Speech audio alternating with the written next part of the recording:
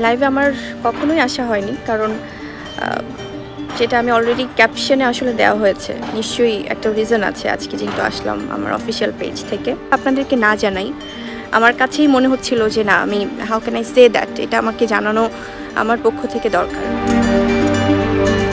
কন্যা সন্তানের মা হয়েছেন অভিনেত্রী শবনম বুবলী। খবরটি দেশের বড় বড় গণমাধ্যমে প্রচার করা হলেও সরাসরি কোনো কথা বলতে দেখা যায়নি বুবলীকে। তবে এবার গুঞ্জনকেই সত্য প্রমাণ করলেন তিনি। ফেসবুক লাইভে এসে কন্যা সন্তানের সুখবর দিলেন।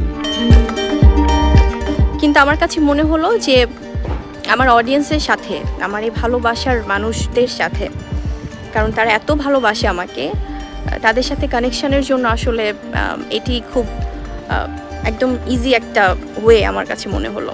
তাই আমি আজকের দিনটা মিস করতে চাইনি। আজকের দিনটা আমার কাছে মনে হলো যে লাইভে বুবলী বলেন, আমি আগেই জানতে পেরেছিলাম এবার আমার মেয়ে বাবু হবে, তাই সবাইকে সারপ্রাইজ দেওয়ার জন্য খবরটি গোপন রেখেছিলাম।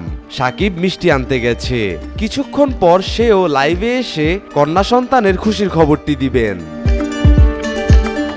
ইচ অ্যান্ড এভরিডে আপনারা অনেক অনেক ভালোবাসা দিচ্ছেন, প্রতিদিন আমাদের অফিসিয়াল পেজ ট্যাগ করছেন। স্পেশালি আমার যে পেজটি, এটি তো অ্যাডমিনরা দেখেন, কিন্তু তারপরেও তারা আমাকে প্রতিনিয়ত জানাচ্ছে, কারণ আমি একটু সোশ্যাল মিডিয়া থেকে সবসময় দূরে থাকা হয় আমার, খুব একটা আসলে আমি কানেক্টেড থাকি না।